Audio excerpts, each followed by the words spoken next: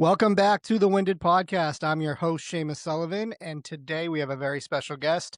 You know, we love women in sports here on the Winded Podcast. So, who better than to have on than the manager of game presentation, Julia Boutin, is with me today. Julia, how you doing today? I'm doing great. So happy to be on here with you. Thanks so much.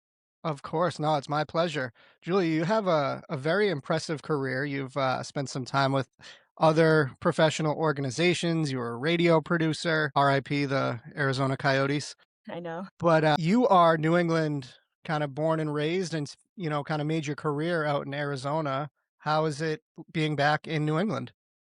It's wonderful. It's been a dream to work for New England sports, specifically in Boston. So trying to build a name for myself out here on the East Coast is wonderful. It's been quite a ride. It's only been about 6 months for me at this very moment. So I feel like already kind of carving that path out for myself. So I'm really excited to bring some, West Coast trends to the East Coast. So Love that. You did not bring the West Coast weather, though, with this past winter. You got the formal New England weather treatment for your first winter back.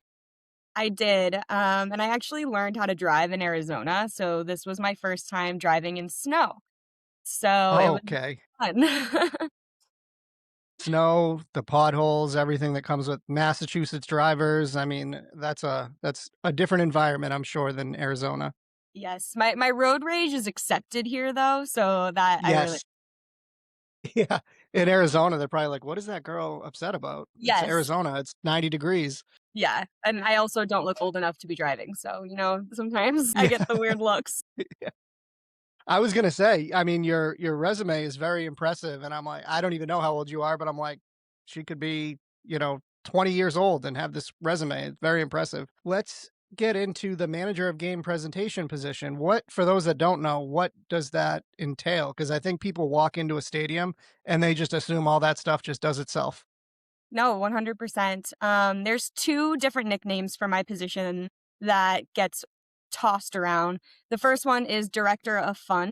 Okay. And then the second one is VOG, Voice of God, because basically what I do is I write out a script for the entire show from when doors open to doors close. And that includes music, video board content, on ice games, contestant, interaction, fan interaction, everything that goes on inside of the arena that's not really the actual sport that's being played is something that, I come up with creatively and produce. So what I do is I sit in one spot on a headset and I direct an entire control room full of staff that are operating, different things to operate the control room board, replays, music, all of those people. And I work hand in hand with a technical director who, if you've ever seen people go viral, like take one, take this, swipe X, like that's our technical director. So he's in charge of what camera shots are actually going on the board. And I am the one that provides the script for everyone to follow. So, and then on top of that, there is a team of stagehands that are on the floor and running around the arena getting contestants, making sure giveaways are being given out, all of the fun stuff. And the VOG thing comes into play. It really is me just voicing things to happen and everything gets triggered. I'm picturing like a ringleader in a circus with all the moving pieces going around and you Yes. just telling people to go where. That is great. The vibe of Fleet Games, I have not been to one yet, and as you know, I had Elena, your in-game host, on a few weeks ago. It must just be so fun. Not that male professional sports are less fun or less engaging, but it's a different environment that you have to work with. How does that kind of change, what you do in your position? That's a great question because it actually has changed immensely for me. And I'm actually really still in the learning process and trying to improve every single day. But I do have a background in working in the NHL. So coming from the NHL to the PWHL and my job being focused on the fan base for each league is immensely different. So, everything that I'm used to, just music taste and what people find funny or entertaining has gone 180 for me. So, I can even own up to the fact that I've made a couple of mistakes and thinking that, it was gonna do well with fans, and it doesn't do as well in the PWHL, maybe as what I'm used to in the NHL. So, it's been a really, really great learning curve for me and an adjustment to make, but I've absolutely loved working in women's sports because, even just working with the players and, getting ideas from them and kind of what they want to hear during warm-ups and other things like that has been way easier to work with. And the fan base is so loyal and committed. And I absolutely appreciate that. And I'm always looking to hear for feedback from fans. And, they're there to party and they're really, really there to support the team. And with it being just such a new league, it's that alone has been another, learning curve in itself because instead of, joining a team where their show and all of their traditions have been implemented for years and years and years, we're at a point right now where we're trial and error. We're figuring things out. What do fans like? What did they not like? What is going to stick for years to come? So it's been a really great adjustment so far. That must be cool to be able to have your kind of fingerprints on like the foundation of building those traditions. You go to a Bruins game and it's like there's a lot of the things that have been going on since when I was a kid and would go. So to be a part of those early stages of setting, what people can look forward to in between intermissions or what music is going to play at, the third period when it's a tight game must just be really cool to be a part of that. Yeah, it's been wonderful. It's very, very rare in my position specifically across all sports to have this opportunity to really build a show from scratch. Because yes, so many teams have been implemented for so long and you're not going to change the Bruins goal song. But it was nice because I actually came in, this is my first season with the Fleet. It's their third season as a league in the league. I came in and I did change the goal song and I changed the win song and, I ended up getting some pretty great feedback, but which I'm happy about. But it's been really nice to know that I have the ability to do that without an extreme amount of backlash. So That's great. You, I would imagine being a woman's professional team, there's a lot of it's like a gateway for some fans that, maybe it's their I'm gonna go to this because it's a woman and it's their introduction to hockey and it's their first kind of environment and it's something like that. So be able to like create what the environment is that, for a lot of people, a lot of kids is probably their first professional hockey game, or definitely a lot of girls, seeing, players that look like them out on the ice to be able to, you know, be the voice of God for that experience and be, oh, I'm going to go to another hockey game, or maybe I'll go to a Bruins game now, or maybe, get more involved in hockey has got to be really cool. yeah, that's definitely the top thing. Even if as cheesy as it sounds, or really at the bottom line, I love my job so much because of those little girls and even little boys and, all the people that, are looking up to these people that they're role models for them. Well, when I'm able to kind of give them that experience, like you're right, the first ever professional hockey game they've ever been to. And I see, I get to put them up on the video board and, give them that moment or get them a t shirt or, a signed puck. Those are the moments that is what I like love and about the job. So, it's funny, even just a side story. My mom is a season ticket holder. She loves to come to all the games. And of course, as moms do, they brag about their children. So, usually there's a fan or two that my mom makes friends with every game. And, oh, my daughter does this. But, and as embarrassing as it can be, it's also really great because, I get to go to those people and be like, hey, where are your seats? I'll give them to the camera guys and I'll make sure you guys are up and have a fun night and, get the recognition you guys deserve as our fans. So I really, really love being able to curate special moments for people. Not that you're, a rookie to big venues, because obviously you worked with the Coyotes, you worked with the Diamondbacks, but the Boston Fleet have a big game coming up in April, and you will be directing the game at TD Garden. Can you talk a little bit about what that means to you as somebody from New England, being in that building and being in charge?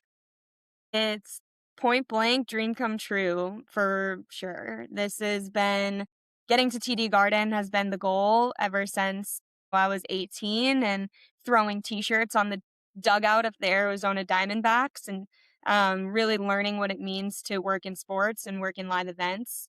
So, I've always dreamt about coming back home and moving back east. And after 6 years of working in sports, that time finally came. And I was so excited to be part of the Boston Fleet, especially just a new team to one of the best fan bases in the country. And, the TD Garden game actually was a surprise to me after I got hired back in September. So it truly was just a dream come true. And I'm very, very excited to be able to, network and work with the control room staff at TD Garden, and have the help of the people that put on Bruins games every single year and have been there for 20 plus years. So I'm very excited to be able to just connect with, a very implemented team. And it's funny that you brought up even just arena sizes. This will for sure be the largest arena I've ever produced a game myself ever, because with the Arizona Coyotes, the last 2 years of their season, they actually moved to Mullet Arena, which was only a 5,000 persons. Mhm. And that's when, I was doing more of my job for them. I did work at the arena with them beforehand, part-time, but yeah, so this will be, if not the largest crowd I've ever had to entertain. So it's nerve-wracking, it's exciting. You know, little Julia is very excited. Sold out, sold out TD Garden, very exciting. So how was I know you were shadowing last night. What is it what how did it feel? That is it starting to feel real that this is what you're gonna be doing in just a couple weeks? Yes. Yeah, I had the opportunity to go and sit with, all of the staff that I'll be working with, when we go in on April 11th at a Bruins game, and they made me feel extremely welcome. I was able to take a lot of notes, get some new ideas, and it was extremely surreal. The fact that, I was inside of the control room at TD Garden was something I never even thought I was going to be able to get to. To me, it felt like yesterday that I was cold calling people in my position around the country, asking how they got to where they were at. And, here I am 6 years later, 7 years later, and literally living my dream. So it's definitely surreal. And it was just a really awesome moment just to be able to sit up there and be a part of, the crew for the night. I do wanna go back a little bit because you have background in radio producing, and which I I had Matt Shearer from WBZ News Radio on the other day, and just talking about radio, and I feel like it's a lost kind of passion that, it's the younger generations just don't care for because they have so many options, they don't care for what's on the radio. What was it like working it was a morning radio show, right? Yes, so I produced a top 40 morning radio show in Phoenix, Arizona. It's called The Morning Mess, and it was great.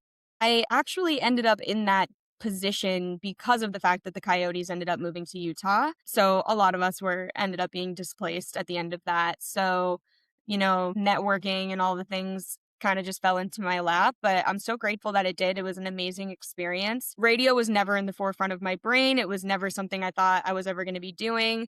I truly had not even thought about it before. And mind you, I had never edited audio. I had no experience, and they took a chance on me, which was really great. And again, amazing experience. I got to go in, and it's it is such a lost art, and it's so much there's so much passion behind that job, and you really have to live, breathe, and eat the job. Like, you are not ever not clocked in.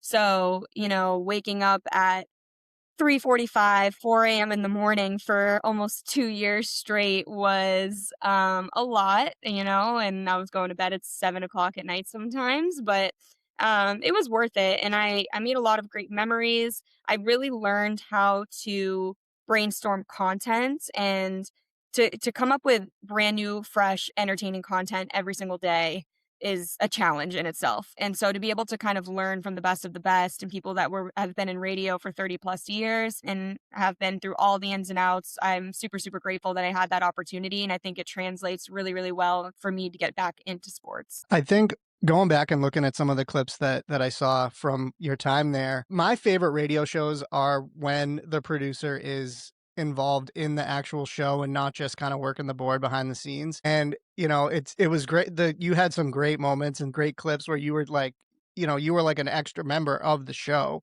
You weren't just like directing and doing everything behind the scenes. So that must have been pretty cool to, be able to like, talk and get out there and voice your opinions and get laughs and everything. Yes, my digital footprints, I'll never be president, Yes. that's for sure.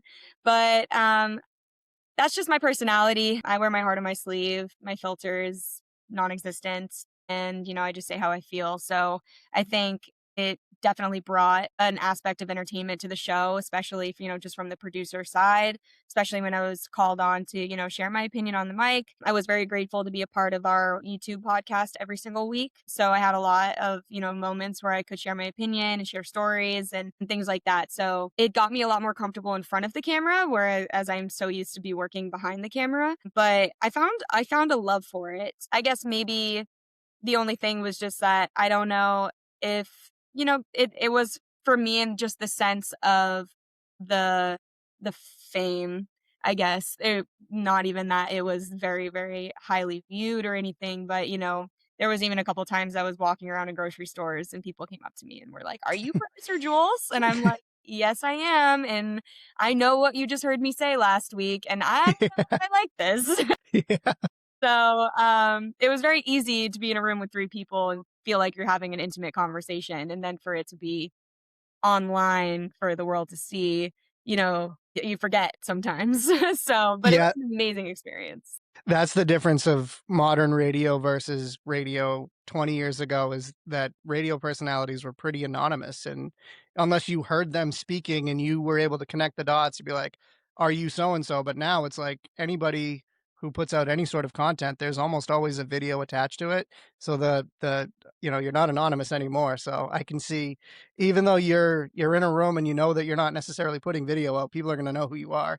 Exactly. But I felt like I connected with so many people from that job, and that's what made me really, really happy. And I remember when I left that job to move to Boston and start with the fleet, influx of messages that I received from listeners around the valley in Phoenix was just a lot. And so many people I feel like I connected with that maybe I didn't even know that I did, or, changed their opinion about something or made them feel seen in some way. That part I was not really seeing as I was doing it until after the facts, and, that brought me a lot of joy too. Working in sports is something that you obviously wanted. It was a goal of yours, and you obviously had to start somewhere. I know you were at Arizona State, you were an ice girl, you've kind of worked with the Diamondbacks, you did a bunch of different things. Sports are becoming more kind of mainstream for women and they want to be involved. It becomes more competitive. What advice would you give to a girl who's, say she's graduating high school, going to college, or even that age and wants to break into sports? What advice would you give? Confidence is key. You need to walk into a room and overpower that room, especially as a woman in sports. When you walk into a room full of, men sometimes that are in this space, you really need to have a personality that is loud and makes you seen and heard. But in a way that is respected. Because I think the biggest challenge as a woman is confidence and can sometimes come off as, we'll say, mean or things like that, and not stern and confident and strong. It can come off in other ways. So, there's a fine line that you have to walk. Unfortunately, it's just the way that it is, but confidence for sure, and networking. To get a job in sports, you gotta know someone that knows someone, and that's really just how it is.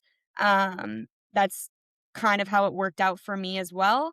Um, even just to take it way back in high school, I was student class president all 4 years. I loved planning proms and the assemblies and all of those things, and I knew I had a knack for something along those lines.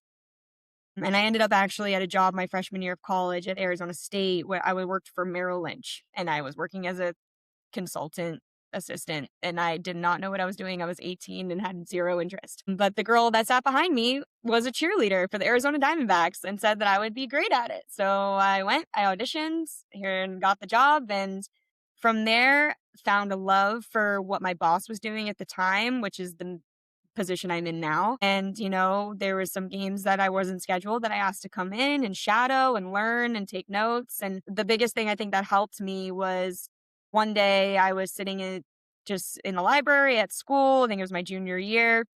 And I sent out a message on LinkedIn to every single game presentation, director, manager for almost any team around every state. And I got a lot of messages back, and I talked to probably 10 to 15 different people on the phone. And every single one of their advice as well was, it just fell into my lap. I knew this person, I knew this person, it fell into my lap, and here I am, and I learned as I went. And I was like, "Okay, so that's what you gotta do." So that's what I did, and I'm very, very grateful for every single person in my life that has helped me in my career. I have a lot of mentors and people that are rooting for me and, have taken me by the hand and have pulled me up the pegs, and I'm very grateful for everyone that's been a part of that. You've obviously with, back to the in-game presentation stuff, you have to get a little creative with some of the things to keep people busy. What's kind of, what like, maybe like a big kind of flop that you're like, "Oh, this is gonna do well," and it maybe just didn't land or didn't get people's attention? Um, so I tried to do something called a genie cam. It did not work at all. And I would play a genie in a bottle by Christina Aguilera, and I just really wanted everyone to go like this and do a little genie dance. It just didn't translate, and that's okay. It completely flopped. And but the thing is about live sports is that things are going to flop, things are going to get messed up, and you just got to keep going because if you let that thing that happened in first period, second time out affect you, the rest of your show is going to domino effect and things will spiral. So, I love trying new things and, trial and error. I actually kind of love when things go wrong because it just teaches me how to make it right for the next time. And that's just a lesson learned. Every single time I make a mistake, it's just another thing on my resume, it's another thing in my skill set. So, yeah, I think that was probably my biggest flop so far this season. So for that, was there like a planted example to start it off, or did you just, like, play the music and have the thing up? So it's funny. So I'll really in detail, when I'm going through, let's say, a live hit with our in arena host, I am now calling for a graphic to go on the board. I am also calling for our in arena host to start speaking and when to do things and when the live shot is going up on the board. There's 6 moving parts just to say go, and it was on me. I, just messed up all of my cues, I messed up all of my calls. The second she started doing the dance to show people what to do, I put up a graphic that said "Genie Cam," and no one saw her do it, and I just went, "Okay, well, I didn't do any of that in the right order, and that's okay." So, sometimes it's hard when you have 50 people in an arena all waiting for your cue and your say to do something. And they all might know exactly how to do it without me even saying anything. But if I cue it incorrectly, their job is to listen to me. So it's a lot of pressure sometimes. I'm sure Elena still had fun doing the genie dance. I'm Yes. sure I she love didn't Elena. She's great. Rolls with the punches. I can be a little bit neurotic on game days. So she she, just in the maybe first 15 seconds of before we even started recording, I'm like, "I understand how you got this job. I understand why you do what you do." She is great. Shout out to Elena. I'm not gonna ask you what your dream job is because I'm not trying to get you hired somewhere else off of, I know you like what you're doing right now. What would be a sporting event, just a blanket sporting event that you would love to be involved in? That's a great question. I mean, obviously, you have to say the Super Bowl. I mean, that would be amazing. I will say football is just not a sport that I have a lot of experience in. I did do 2 years of in arena football, but professionally, not a lot of experience, but I mean, that would just be phenomenal to have a hand in that show or, the halftime show or anything like that. But other than that, I truly do love working in hockey. I've been working in hockey for years. So I think being able to do the Winter Classic would just be awesome and kind of get out there and be outside. And I think it just draws such an amazing crowd. And I would love to see, some unique activations because you're not inside of an arena and you kind of have different things that you get to work with and different ways to be creative. So I think that would be really, really cool. thing to work. I think that we should get the fleet at Fenway Park, I think. Who I wouldn't love that? I Who think wouldn't that love would be that? amazing. Yes. I would love to see what you could do with that. I mean, I think we'll get a fleet outdoor game at some point, if not there, if Gillette or somewhere. I mean, the women's game is growing, especially with the star power you have in the whole league. But I mean, look at the fleet with the heroes Megan Keller and Aaron Frankel. What was it like, their first game back, being able to kind of promote what they accomplished in Milan? It's crazy. We haven't had our first game back yet. Oh, that's right. You have it. First game back is on March 17th. That's right. So, I have a bunch of things planned though, and I'm very, very excited. We're definitely gonna huge open arms, insane applause, big congrats. They deserve all of it. They're the best in the world. And I'm so, so grateful that they are on the Boston Fleet and that, we're number one in the league. We're leading the PWHL. And yeah, I feel very, very grateful to be a part of it. So I want to do absolutely everything that I can to, make them feel as appreciated as they are. I like forgot that you guys haven't had a home game since all of this, and January 28th was our last one. the media tour that they have been on is unreal, and like you said, very well deserved, and that I stop every time I see them doing something because they just are such good, genuine people, and they just, seem like great. It's so great to see the praise that they've been getting. Yes, they truly are. Every single player on the fleet has been nothing but kind, genuine, amazing women. And that I've been so grateful to kind of get to know slowly. Specifically, Erin Frankel. I mean, she's probably one of the sweetest people I've ever met. I mean, she's tiny but mighty for sure. And, so it feels good to, put on a good show for them. And, I'm not just entertaining the people in the seats and they're being entertained as well. They know they can hear everything and see everything that's going on during every time out when they're on the bench. And, it just those things don't go unnoticed to them. And so, I feel very grateful that, they put the trust in me to make sure that they get that recognition. So That's great. This is, the official Boston Fleet podcast, so if any of them would like to come on, they're more than welcome anytime. wonderful. I love it. I'll let them know. Julia, this has been so much fun. It's a real great, like, kind of look behind the curtain because, like I said at the beginning, people walk in and they take for granted the music, the video board, everything that comes with it. And to be, obviously you're part of a team, but to be the one at the controls and kind of running all that is very impressive, and very cool to kind of hear your insights on it. Thank you. Yeah, thank you so much. It's always so, so great to share. It's a very niche little career path that I chose. And yeah, a lot of people are always like, oh, wow, I did not realize how much goes into the back end. So anytime I get to, explain it and share what I do, is always a good moment. So And it's great for, like we said before, that there's, girls growing up that want to get involved in sports. And I think, most people think the only real position for a woman in sports is like the sideline reporter. And there are so many other examples of ways to get involved. And I think that you showing that you can do this job is just another example of that.